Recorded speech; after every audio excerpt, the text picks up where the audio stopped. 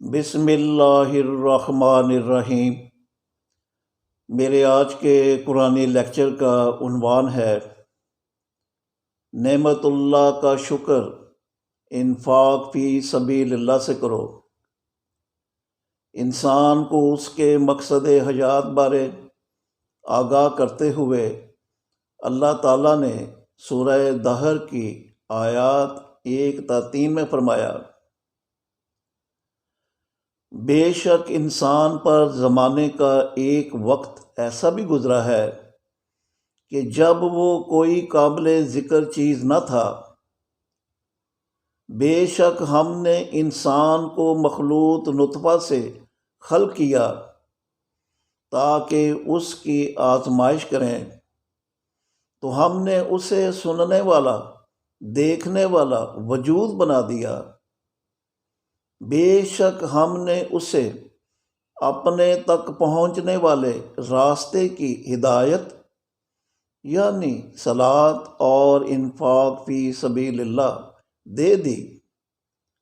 اب خواہ وہ شاکر یعنی شکر گزار بنے، خواہ کفور یعنی نا شکر گزار۔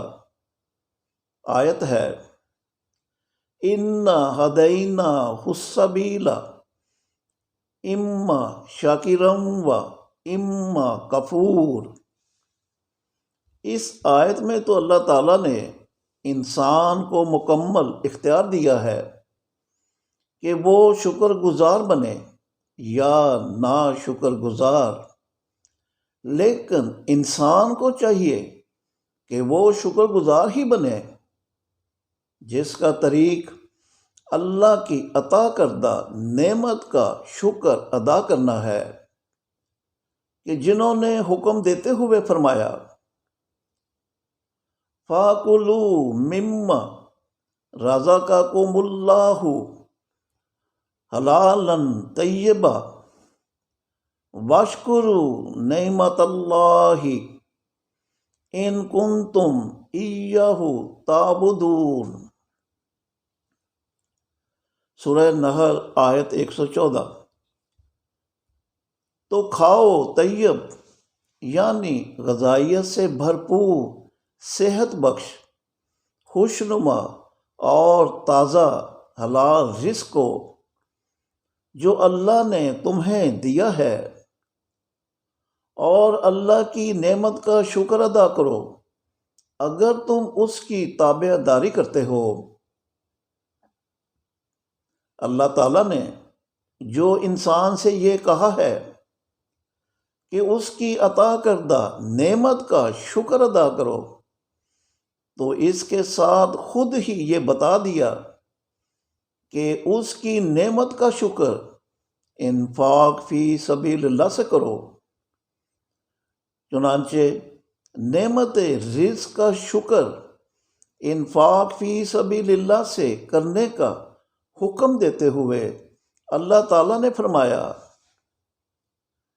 انما یؤمن بآیاتنا الذین اذا ذکروا بہا خروا سجدا وسبحوا بحمد ربہم وہم لا یستکبرون۔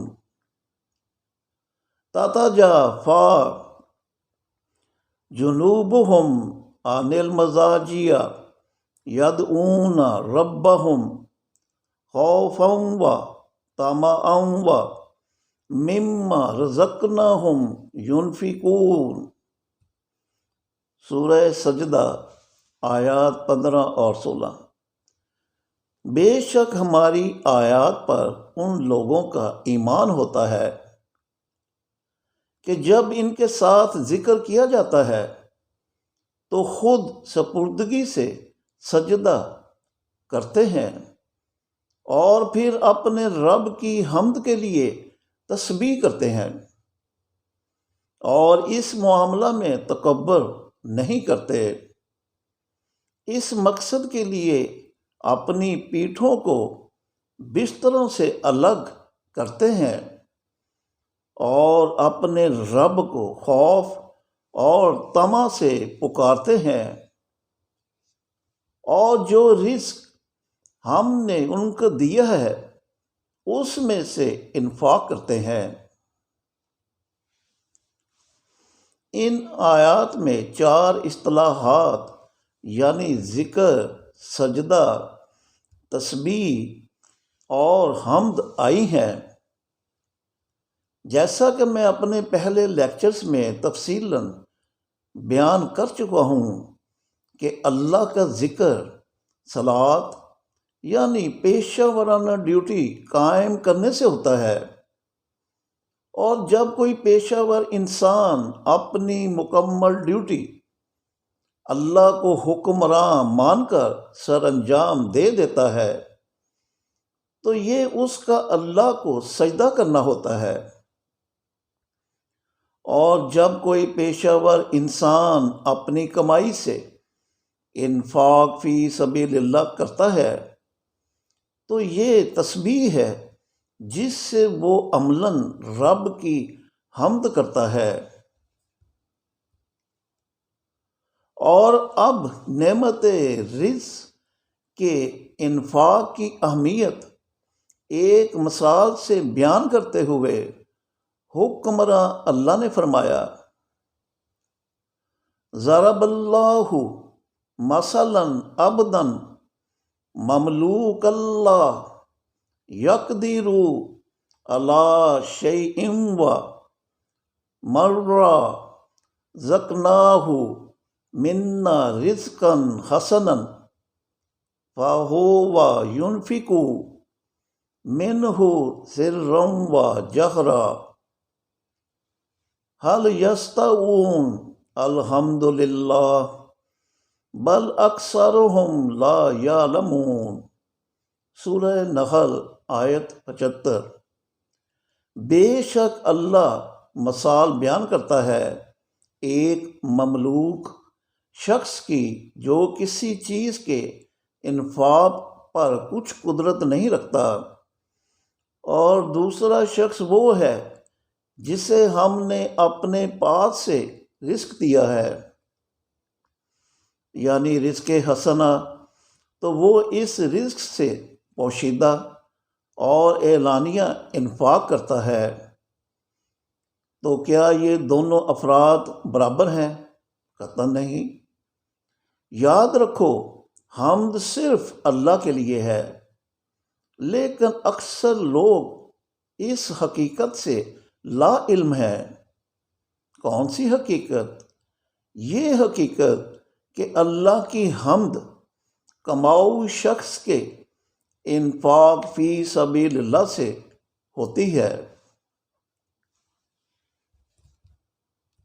یہاں پر ایک اہم بات نوٹ کیجئے، اور وہ یہ کہ اس آیت میں جو اللہ نے رزق کو رزق حسنہ کہا ہے تو اس کے معنی اچھا رزق یا عمدہ رزق نہیں بلکہ معاشی بلائی والا رزق ہے، اور یہ معنی رزق حسنہ کے فوری بعد آئی آیت فَهُوَ يُنْفِقُ مِنْهُ سِرًّا وَجَهْرًا سے واضح ہے کہ جس کا ترجمہ ہے تو وہ اس رزق سے پوشیدہ اور اعلانیہ انفاق کرتا ہے۔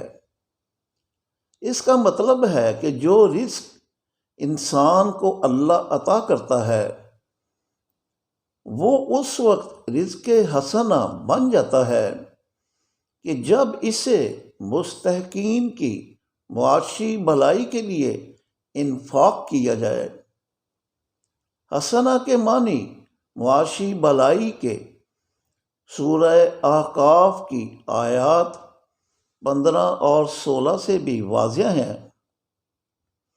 کہ جن میں والدین جیسی نعمت کا شکر ادا کرنے کے لیے ان کے ساتھ احسان یعنی معاشی بھلائی کرنے کا اللہ نے حکم دیا ہے، یہ کہہ کر ہم نے انسان کو وصیت کی ہے کہ اپنے والدین کے ساتھ احسان یعنی معاشی بھلائی کرے۔ اس کی ماں نے اس کا حمل تکلیف سے اٹھایا اور پھر اسے تکلیف سے جنم دیا۔ حمل اٹھانے اور دودھ چھڑانے میں 2.5 برس لگ گئے، یہاں تک کہ جب وہ جوانی کو پہنچا اور 40 برس کا ہو گیا تو عرض کی، اے میرے رب، مجھے توفیق دے کہ میں شکر ادا کروں تیری نعمت کا جو تو نے مجھ پر اور میرے والدین پر انعام کی، اور اس کے لیے میں وہ عمل صالح یعنی فلاحی کام کروں جس سے تو راضی ہو جائے، اور میرے لیے میری اولاد میں اصلاح کر دے۔ بے شک میں تیری طرف رجوع کرتا ہوں اور بے شک میں مسلمانوں میں سے ہوں۔ ابھی جو اللہ نے یہ کہا ہے کہ اس کی عطا کردہ نعمت کا شکر انفاق فی سبیل اللہ سے کرو، تو اس کے ملکی سطح پر 5 ذرائع ہیں کہ ملک امیر ہو جائے: زکوٰۃ، قرض اللہ، فرض صدقہ، حوض العفف اور وراثتی وصیت۔ اور نجی سطح پر اس کے 2 ذرائع ہیں: رضاکارانہ صدقہ اور قول العفو، کہ جن سے کماؤ لوگ اپنے مال کا، رزق کا اور اشیاء کا انفاق کرتے ہیں تاکہ مستحقین کی مدد اور سماجی خدمت سر انجام دی جا سکے۔ انفاق فی سبیل اللہ کے واضح ہو جانے کے بعد کسی بھی انسان کا اپنے طور پر مالا کے دانوں والی تسبیح جپنا وقت اور مال کے ضیاع کے سوا کچھ نہیں۔ تبھی تو میں نے بے ساختہ یہ شعر کہہ دیا: زبانی کلامی کہہ دینے سے شکر ادا ہوتا نہیں، شکر ادا ہوتا ہے انفاق فی سبیل اللہ سے۔ شکریہ۔